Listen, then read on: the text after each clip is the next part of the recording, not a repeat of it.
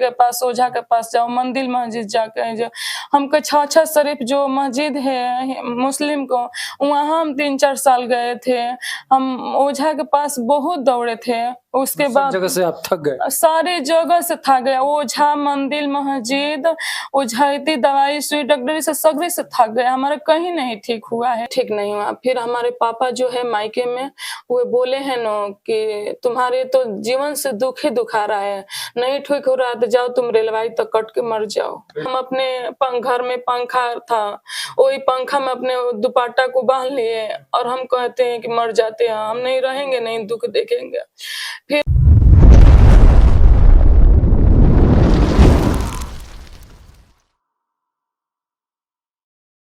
आप सबको जय मसीह की, प्रभु आप सबको आशीष दे। और मैं सुशील ब्रदर आप सबके बीच में एक बहुत ही खास वीडियो लेकर आया हूं। और हमारे बीच में एक परिवार है और इस परिवार का समस्या बहुत ही बड़ा है। और आज हम लोग बातचीत करने वाले हैं और देखने वाले हैं कि इनके जीवन में क्या हुआ था कि बहुत ही परेशान थे। और इतना परेशान थे कि कई बार बहन बता रही थी कि अपना सुसाइड करने के लिए जो है कि पंखे में जो कपड़ा बांध के प्रयास की।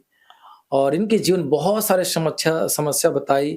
और ये भी बता रहे थे कि कोई पैसे नहीं देते थे कि इलाज कराएं अपने पति को। काफ़ी ज़्यादा अपने जीवन में दुख का सामना की, लेकिन कैसे प्रभु यीशु मसीह को जाने और पूरे परिवार आज प्रभु यीशु मसीह को अपना जीवन दे दिया और प्रभु यीशु मसीह को ग्रहण किया है। आज हम लोग इस वीडियो में देखने वाले हैं।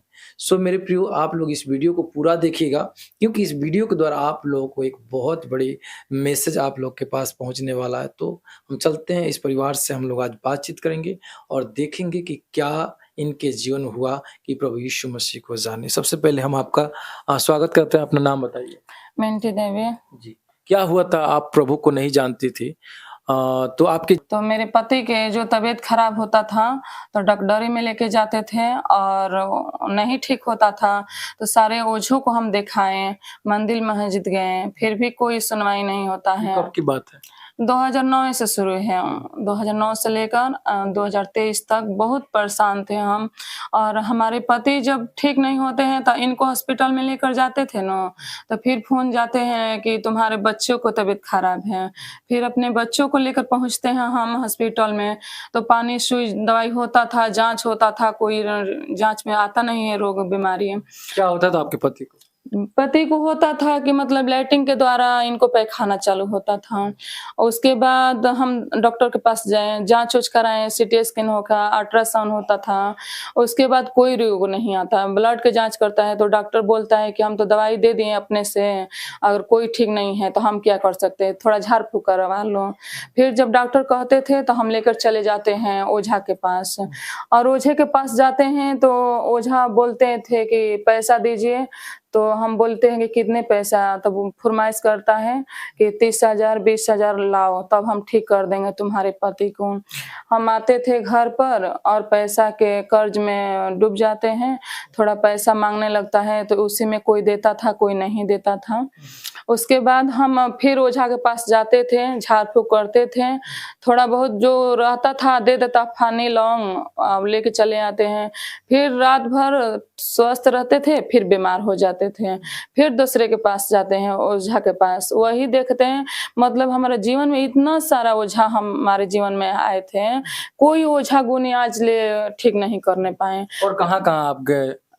हम पटना से दवाई करे, आरा से करे, बनारस ले करे, बक्सर से कर लिए हैं, मतलब डुमरांव से, भोजपुर से, सारे जगह से हम दवाई कर लिए हैं। कब की बात है? ये 2013-12 से स्टार्ट है। पीएमसीएच गए पटना, आरा गए थे, उसके बाद एम्स में गए थे, बनारस बीएचयू में गए थे, कहीं ठीक नहीं हुआ है हमारे यहाँ। तो हम जब अपने बच्चों को लेकर आते थे ना, तो फिर हमारे पति को तबीयत खराब हो जाते थे। हम लोग के इतना सारे पैसा भी नहीं था, ना कोई हमारे साथ देता था कि मतलब हम पैसा किसी से लेकर अपने बच्चों को और आपके पति घर को। वाले सपोर्ट नहीं करते थे? नहीं, हमारे घर को कोई सपोर्ट नहीं करते हैं। मायके वाले? मायको भी नहीं सपोर्ट करते हैं। खुद हमारे सास-ससुर हमारे को घर से निकाल दिया था कि तुम तो हमेशा, जब से तुम्हारे बच्चे और पति बीमार था ना, तब से तुम खाली खाली दौड़ती थी घर से। हमारे ससुर जी जो है ना, घर में सिकड़ी चढ़ा दिया था एक बार कि तुम्हारे को घर में नहीं ढुकने दूँगा हम।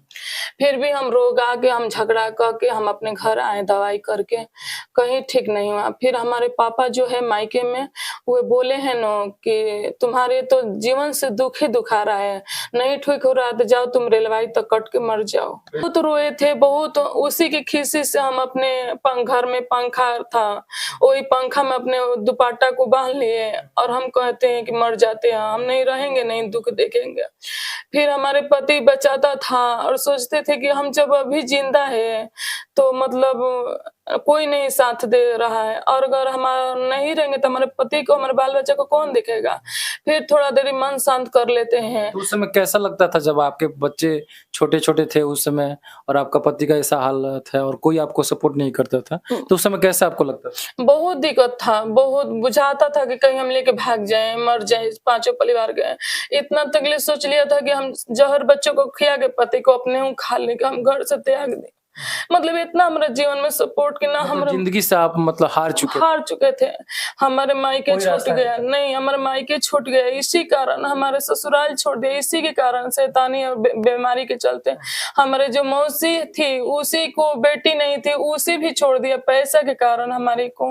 मतलब चारों ओर से हम थक गए थे और पूरा बीमारी झेल रहे थे। फिर भी हम अपने नु रात के समय में हम अपने घर से बाहर नु भाग जाते थे और जाके पिछूती के तरफ से हम पेड़ों सा हम बोलते थे कि हम वहीं जाके हम जाते हैं। ट्रक आती थी नु गाड़ी, हमारे घर के पास में ट्रक आती थी, रोड है। हम सोचते कि रात में जाके हम कट जाते हैं, मर जाते हैं। लेकिन रो के गा के फिर हम आके अपने बच्चों को, अपने पति के देखते थे। हमारे पति को जब तबीयत खराब होता था नु, तो इनको घर में बंद कर दिया जाता था। ये शैतान जो था नु, टांग के फेंकने लगता था। ओझा आता था नु, उसको टांग के फेंक दिया, मारने लगता था। अटैक पड़ना लगा। हाँ, बहुत तकलीफ। और हमारे पेट में जो 2013 के बात है, तो बाबू छोटा वाला पेट में था, उसी तरह सब कुछ छोड़ दिया हमारे पति को और बोलने लोगों कि मरना है तो छोड़ दीजिए, उसी को घर में मरने दीजिए। हमको बोले थे कि जब हमारे पति नहीं रहेंगे तो हम रह के क्या कर सकते हैं। हम अपने पति को लेके रात भर झेलते थे, रात भर झेलते थे, दिन भर झेलते थे। मतलब फिर बताता था कोई कि तुम यहाँ लेकर जाओ। दूसरे जो है मायके में, वो बोले हैं ना कि तुम्हारे तो जीवन से दुःख ही दुःख आ रहा है, नहीं ठीक हो रहा तो जाओ तुम रेलवाई तक कट के मर जाओ, रेलवे पे जाकर कट के मर जाओ। हम इतना दुःख में तड़पते थे, उस रोते समय थे। कैसा आपको लगा होगा जब आपके पिताजी इस बात बहुत रोए थे, बहुत। उसी की खिसी से हम अपने घर में पंखा था, वही पंखा में अपने दुपट्टा को बांध लिए और हम कहते हैं कि मर जाते हैं, हम नहीं रहेंगे, नहीं दुःख देखेंगे। फिर हमारे पति बचाता था और सोचते थे कि हम जब अभी जिंदा है तो मतलब कोई नहीं साथ दे रहा है, और अगर हम नहीं रहेंगे तो हमारे पति को, हमारे बाल बच्चे को कौन देखेगा। फिर थोड़ा देर मन शांत कर लेते हैं। तो उस समय कैसा लगता था जब आपके बच्चे छोटे-छोटे थे उस समय और आपका पति का ऐसा हालत है और कोई आपको सपोर्ट नहीं करता था, तो उस समय कैसा आपको लगता था? बहुत दिक्कत था, बहुत बुझाता था कि कहीं हम लेके भाग जाएँ, मर जाएँ, पाँचों परिवार गए। इतना तकलीफ सोच लिया था कि हम ज़हर बच्चों को खिया के पति को अपने मुँह खा लें, कि हम घर से त्याग दें। मतलब इतना हमारे जीवन में सपोर्ट कि ना मतलब हमारा जिंदगी से आप मतलब हार चुके थे। हमारे मायके कोई छूट रास्ता गया, नहीं हमारे मायके छूट गया, इसी कारण हमारे ससुराल छोड़ दिया, इसी के कारण शैतानी और बीमारी के चलते।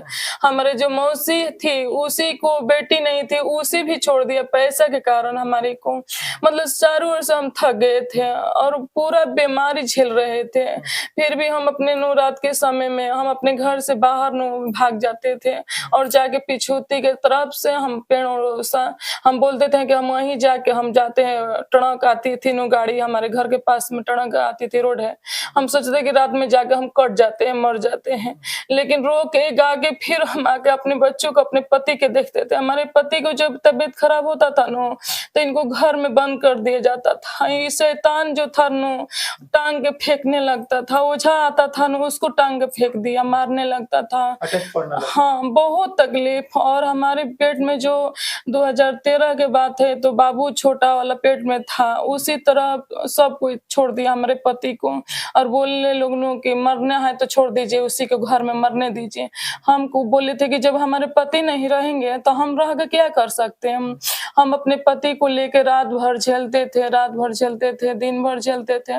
मतलब फिर बताता था कोई कि तुम यहाँ लेकर जाओ, दूसरे के पास, ओझा के पास जाओ, मंदिर मस्जिद जाके जो हमको छाछा शरीफ जो मस्जिद है मुस्लिम को, वहाँ हम 3-4 साल गए थे। हम ओझा के पास बहुत दौड़े थे। उसके सब बाद जगह से आप थक गए। सारी जगह से थक गए, ओझा, मंदिर, मस्जिद, ओझाइती, दवाई, सुई, डॉक्टरी से सगरे से थक गए, हमारा कहीं नहीं ठीक हुआ है। फिर कैसे प्रभु को जाने? तो हम नहीं जानते थे प्रभु के बारे में, तो हम एक बकरी रखे थे अपने जीवन में पालने के लिए कि पैसा कुछ आएगा तो अपने पति को दवाई कराएँगे। तो बकरी बेच दिए पैसा के दिक्कतदारी से, तो वही पैसा थोड़ा बहुत उसके पास थे। तो हम वहीं से बोले नो, एक कुड़ेसर के रहने वाले भाई है, उसका नाम दिलीप जी है। वही हमको बोला था, हम जब उनसे बात किए तब बोलते हैं कि पैसा दीजिए ना, हमारा बच्चों का तबीयत खराब है। तो वो बोलते हैं कि क्या हो गया? हम बोले कि आरा से आ गया दवाई करके, कुछ सुनवाई नहीं है। सो अब हम ले जा रहे हैं अपने बाबू के लिए सी टेस्ट कराने के लिए। तो वही बोले नु कि सी टेस्ट तुम मत कराइए, से हमारी बात मानिए। तो हम कहने कि क्या बोलिए? तो एक प्रार्थना कराइए अपने घर में लिया जाकर। हम बोले कि किसको प्रार्थना कराएँ? हम क्या कर सकते हैं? हम प्रार्थना का क्या अर्थ होता है? हम तो नहीं जानते हैं। तो बोले हैं कि नहीं घबराइए मत, से 2 पास्टर जाएँगे आपके घर पे और वही आपके बच्चों को प्रार्थना करेंगे ना तो आप ठीक हो जाएँगे। तो हम बोले कि कैसा प्रार्थना? तो फ़ोन पे वो समझाए कि यीशु मसीह जो है ना, तो हम वो घड़ी नाम नहीं जानते थे, मेरा कहने नहीं आता था। तो फिर बोले कि परमेश्वर कह सकती है, कहने कि हाँ, तब पिता कह सकती है, कहने कि हाँ जी कह सकते हैं। तो वही बोले कि तब परमेश्वर पिता के नाम से तुम बोलो ना कि हे प्रभु हमारे दुःख को दूर कर। तो वही बताए कि पुराना भोजपुर से उसका चर्च है और वहीं के पास्टर हैं, वे आपके घर पर जाएँगे ना, तो मतलब प्रार्थना चलेगा तो आपके बच्चों और घर परिवार ठीक हो जाएँगे। तो हम बोले कि ठीक है, तो हम कैसे हम जानेंगे पास्टर लोग को, चाहे कोई के भी। तो ठीक है, हम फ़ोन करते हैं, आपके पास जाएँगे। तो फ़ोन किए कि तुम्हारे घर के सामने रोड पे देखो ना 2 आदमी बाइक से आए हैं और जाओ अपने बच्चों को भेजकर उनको बुलाओ। तो जब हम अपने दुआरे पे खड़ा होकर ताक रहे थे तो भैया राजू भैया, रवि भैया, हम नहीं जानते थे, फिर भी अनजाने पे फ़ोन के द्वारा हम अपने घर में बुलाए थे छोटा वाला जो बाबू है 10 साल के नो। यही बहुत सीरियस था, बहुत सीरियस। आए तो यहीं प्रार्थना हुआ था ना, तो बाबू को हमरा ठीक हो गया तबीयत। मतलब प्रार्थना करके भैया कोई नहीं जान, वो आधा घंटा के अंदर बोलते हैं बाबू हमारे कि मम्मी हम भूख लागल बा, खाइम बहुत जोर से। मतलब प्रार्थना करने उसको हाँ, तुरंत सही हो गया। हाँ, बहुत स्वस्थ हो गइल। ओकरा बाद बोलने कि बाबू कैसन तबीयत बाटे? मम्मी हमार कुछो नइखे दुखात। ए मम्मी ई का भइल ह? तो हम कहनी कि बाबू हमहू नइखे जानत कि हमनी के का भइल हटुए। उस समय आप नहीं जानते थे तो? नहीं, हम उससे पहले हम जानते भी नहीं थे। सारे देवता-देवी के जानते थे, सारे ओझा-गुनी के डॉक्टरी के बारे में जानते थे, लेकिन यीशु मसीह का हम नाम तक नहीं सुने थे इतना दिन से। तो हम परमेश्वर के बारे में जब सुने थे तो पिता परमेश्वर कहते थे, तो वही हम प्रार्थना सिखाए भैया, जो कहे थे वही हम कहे। और उसी दिन भैया हमको बोले कि तुम संडे के दिन पुराना भोजपुर चर्च जाना और वहीं चर्च होगा। जब हम चर्च में पहुँचे संडे के दिन, 2-3 दिन के बाद संडे पड़ा, हम गए थे तो वहाँ देखे कि सारे भीड़ हुआ है, बहुत लोग आए हैं वहाँ पर, भीड़ हुआ है चर्च में। जब हम वहाँ पहुँचे चर्च में पुराना भोजपुर चर्च में पहुँचे तो हम इतना सारे लोग को देख घबरा गया। फिर कहें कि हम इतना गीत भजन माने हो रहा था प्रभु के परमेश्वर के बारे में, हमको कुछ समझ में नहीं आ रहा था, कोई बात हमको समझ में नहीं आ रहा था। सब जब बोलते हैं लोग आँख बंद करिए तो हम आँख खोल के ताकते थे, मतलब क्या हो रहा है। और मेरे कपार में, सिर में इतना दर्द, मन करता है कि यहाँ भाग जाएं। बर्दाश्त नहीं होता था परमेश्वर के गीत भजन को लेकर। हम सारे लोग को ताकते रह जाते थे कि क्या सब लोग कर रहे हैं। हम फिर भी देखते जब चर्च से आए न हम, तो हम बोले वहाँ 2-3 दीदी लोग से कि दीदी यहाँ पर क्या हो रहा है? तो तुम नई-नई आई हो, तो बोले हैं कि हाँ जी। तो वही बोले हैं कि ठीक है, तुम सुनते जाओ, अपने आप तुम्हारे को परमेश्वर आशीष देंगे।